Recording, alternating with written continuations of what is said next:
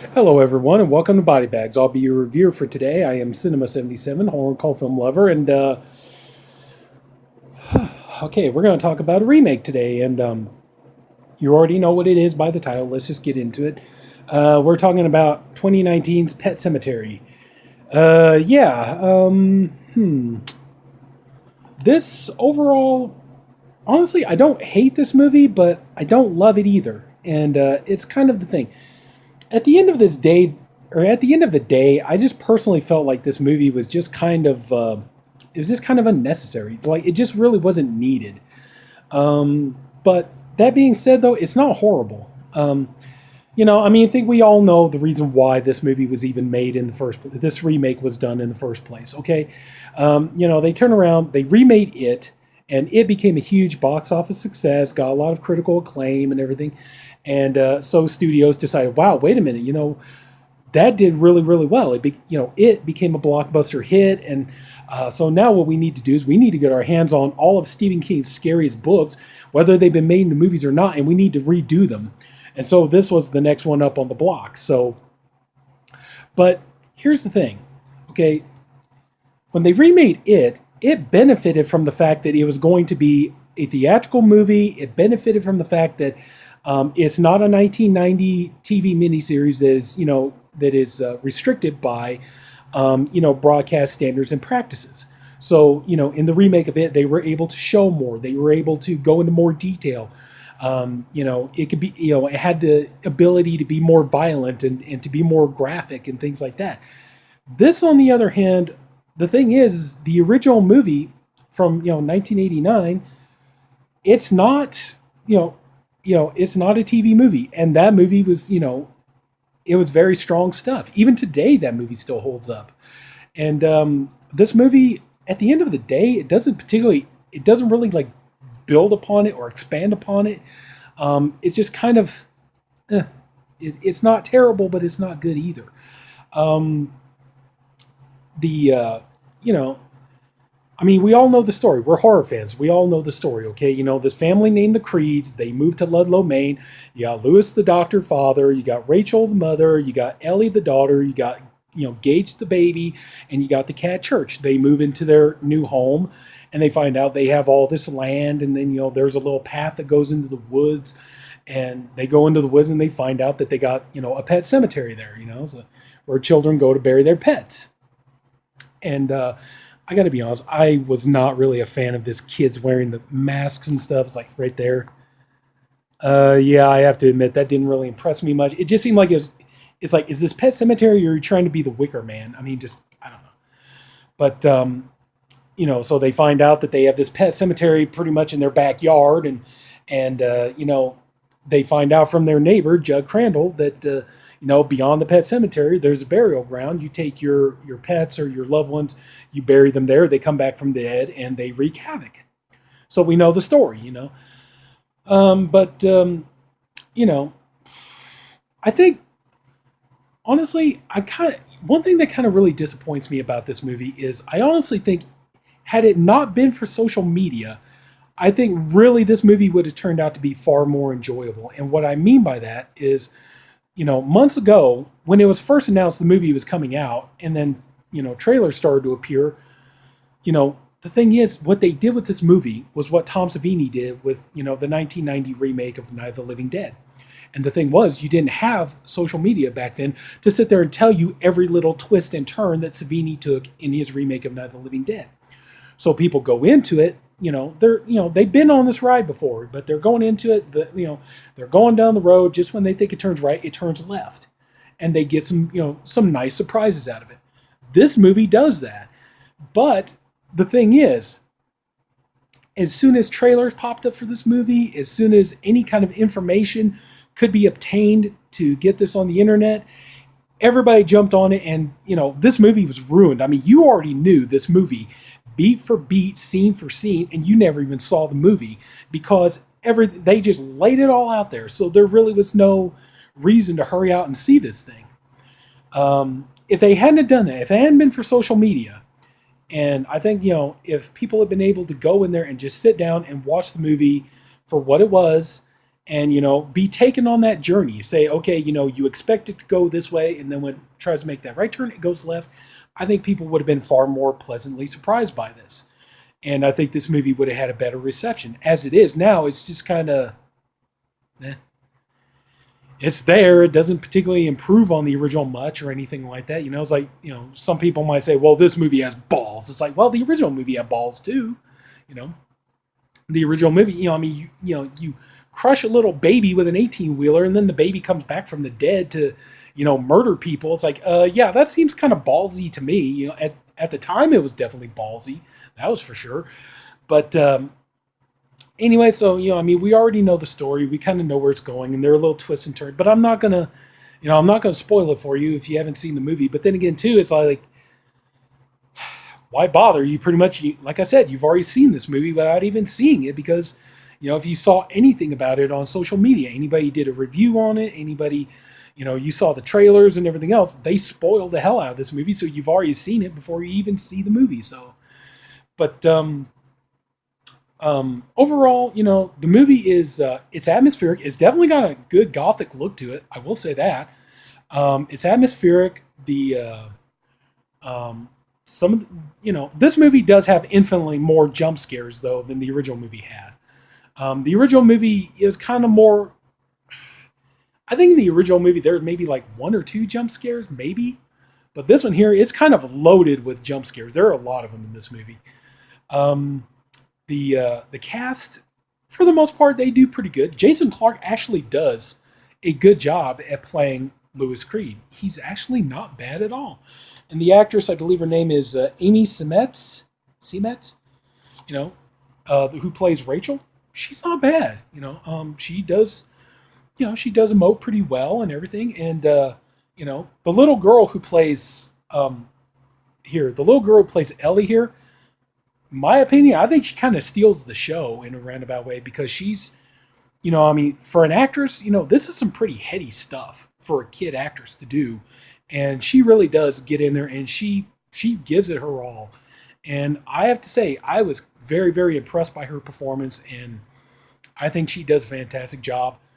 Now, okay, kind of a sore thumb here is John Lithgow as Judd Crandall.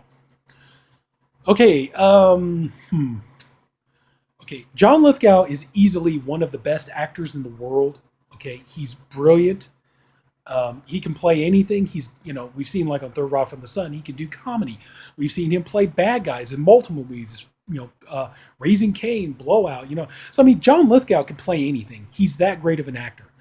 And I do have to admit that I was very impressed by the idea that the filmmakers understood what a great performance Fred Gwynne gave in the original movie as Judd Crandall, and that Fred Gwynne took that character and made him completely iconic, and just horror fans latched onto that character. They love that character. For crying out loud, South Park even turned that character into like a regular on the show. You see that character pop up on there. It's clear that Trey Parker and Matt Stone absolutely adore that character that they added into their show.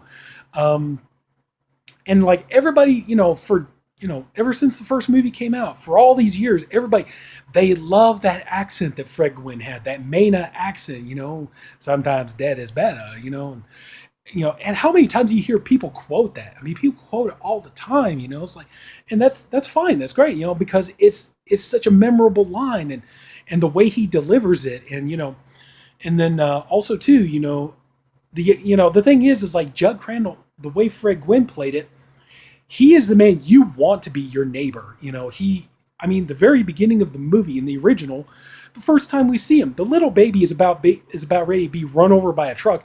He sweeps in like Superman, scoops up the baby and saves him. So, you love him right then and there. And so like, when anything suspenseful or scary happens in the original movie, Fred Gwynne, you feel for him, you're really worried about him. You want him to be okay. I don't know if it was intentional in this version or if it just, I don't know, just not really focusing on that character as much. But John Lithgow does not really play up that sympathy, not like Fred Gwynne did. If anything, in this version, like I said, I'm not sure if that was intentional on part of the filmmakers or what, because like I said, This movie, there are parts where you think this movie is going to go right, but then it turns left. I wonder if this is a part of that as well. But in this version, um, the way that John Lithgow plays Judd Crandall, he plays him almost, he plays him more mysterious. You're not sure if he's a particularly good guy or a bad guy. He doesn't seem to, even though he ends up being friends with Lewis and everything, he doesn't grow that kind of bond with the family like Judd did in the original movie. Even though in this version Ellie becomes really taken with him, but it's almost like it's not heartwarming like it was in the original movie. In this movie, it's actually kind of awkward and unsettling that you almost think that like there's almost going to be like a pedophile thing going on here between Judd and Ellie, and I don't know, it bugged me. I don't know, just the way they did the character, it just didn't resonate with me the way it did with Fred Gwynn. But I mean, ultimately it's Judd Crandall, but just the way he played it, I don't know. But like I said, in this version, he kind of plays it a little bit more mysterious. He comes off a little more villainous. So I don't know if that, like I said, I don't know if that was their aim and their goal for it. But also too, another character that kind of, in the original movie, you had the character of Victor Pascal, the college student who gets hit by a car. He's brought into Lewis's doctor's office. They try to save him, but they couldn't. He dies. But then Lewis becomes, visited by, Victor Pascal. And his whole point is to tell Lewis, don't go to the pet cemetery, don't go beyond the pet cemetery. The ground is still sour. The barrier was never meant to be broken, so on and so on, and everything. And I kind of feel like the actor who got cast as Pascal in this movie didn't get. Yeah, Pascal's almost kind of like an afterthought in this movie. It seems like he's kind of there, but just not really. And even he, like in the original movie, the way the character was, he was trying to help and he was trying to warn. Like, he was never threatening. He never like threatened anybody. He never, did or any of that. Pascal in this movie does that. In this movie, he comes off, they're trying to make him scary, and they try to make him, like really, really frightening and stuff like that. And at one point, when Lewis is dreaming about talking to Pascal, Pascal's literally like, hey, don't go in there. Ah! And it's all like, dude, would you listen to this guy? I mean, if he's there really like, seems like he's intentionally trying to scare the ever-loving shit out of you. And if that's the case, would you listen to him? So it's like, I guess it kind of makes a little bit more sense that Lewis wouldn't really bother to listen to him and just kind of go on and do what he does through the course of the story. Yeah, so there's that. And, they do include the character of Zelda. Now, if you're a fan of the original movie, Zelda is, one of the most frightening characters in the whole movie. And, they got a man to play that part in the original movie. This one here, you could tell it's a woman. And while it is unsettling, it just doesn't seem to have as much of that scary punch to it. I guess maybe because we've seen it before. But I mean, they do try to take a couple little different turns with it. It's kind of like, okay, that's not bad. But I don't know, just something about the Zelda character in the original movie was kind of more frightening. And yeah, like when Stephen King wrote the book, and he said this in multiple interviews and stuff, that it was him, like dealing with death and the concept of death, and dealing with the concept of grieving and things like that. So what happens if one of our loved ones die, and then how do we deal with it? How do we grieve with it? If we were given that chance, kind of a monkey's paw, to bring them back, would we do it? And if we did bring them back, would they come back as the same person they were before, so on and so on? And at one point in the original movie, I thought it was handled better in the original. But in the original movie, there's the part where the little girl, Ellie, she goes up to her dad, Lewis, and she asks him about death. And she asks him, what happens after we die? And then, he sits her on the couch and he explains to her that, that there are many theories, that there are many people out there who have many different beliefs, And some believe that when we die, we go to heaven and we become angels. Some believe we die, we go to demon, we go to hell, we become demons. There are people out there who believe when we die, there's nothing. That's it. That's all there is. There are people out there who believe that when we die, we come back as someone else or as something else. So there's all these. So it was kind of handled better in the original movie that Lewis kind of just like tells his daughter like there are all these different people who believe different things, and that kind of makes it and everybody decides what they're gonna ultimately everybody decides what they're gonna believe. In this movie, they try to narrow it down more, where we discover that Lewis is pretty much he's the atheist. He doesn't believe in life after death. He doesn't believe in spirits or ghosts. He's very much a science-driven man, of course, because he's a doctor. But he believes there is no afterlife. There is no ghosts or demons or spirits or any of that kind of stuff. Whereas Rachel, we find out, is very much of the Christian belief that, when you die, you become an angel, you watch over your loved ones, and so on and so forth. And so, I think, so, I mean, of course, obviously, in the course of this story, I'm not saying reality, real life, but in the course of this story, yeah, Lewis does come to, understand that, he kind of changes his views when he says, yeah, there is something of life after death, but in this story. But overall, just, I'm sorry, I've already gone a long time. Like I said, I kind of worried I was going to go all over the place with this, but overall, at the end of the day, it's not terrible, but I got to be honest. I've got this sitting on the shelf right next to my original Pet Sematary, and to be truly honest with you, when I'm in the mood to watch Pet Sematary, most likely I'm going to reach for the original more. The original just, this movie, it's not bad. I can sit through it again. I just don't prefer it over to the original. Like I said, I think this movie really would have worked a lot better if social media and trailers and everything did not spoil every single detail of this movie, and they just kind of, let people go in and be surprised. And I think the movie would have gotten a far more favorable response. But as is, is like, hey, Pet Sematary is coming out in theaters on such and such a day. Now, guess what? Instead of this happening in the original, this is what happens. Instead of this happening, this is what happens. And everybody's like, well, shit, why go see the movie now? So, but anyway, I would just say, yeah, curiosity factor. Go ahead and watch it. You might, some people do actually prefer this over the original. I don't agree with that, but some people do. Curiosity factor, if you're just kind of curious, as I was, that's why I got it and watched it. I was just curious to see what they did with it. But overall, just I just don't really feel like it's necessary. It just doesn't feel like a particularly necessary remake, and the original movie still holds up just fine. And so, yeah, that's pretty much about it. I'm sorry I rambled on so long, but it's pretty much gonna have to do it. But yeah, that's Pet Sematary 2019. So if anybody took the time to watch this video, I thank you for doing it, and I appreciate you for doing it. I honestly hope you enjoyed this video. If you did enjoy the video, please like, and if you haven't already, please subscribe to the Body Bags channel.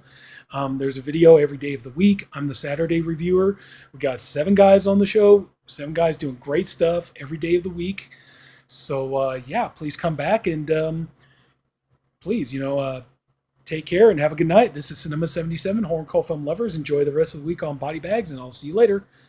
Bye-bye.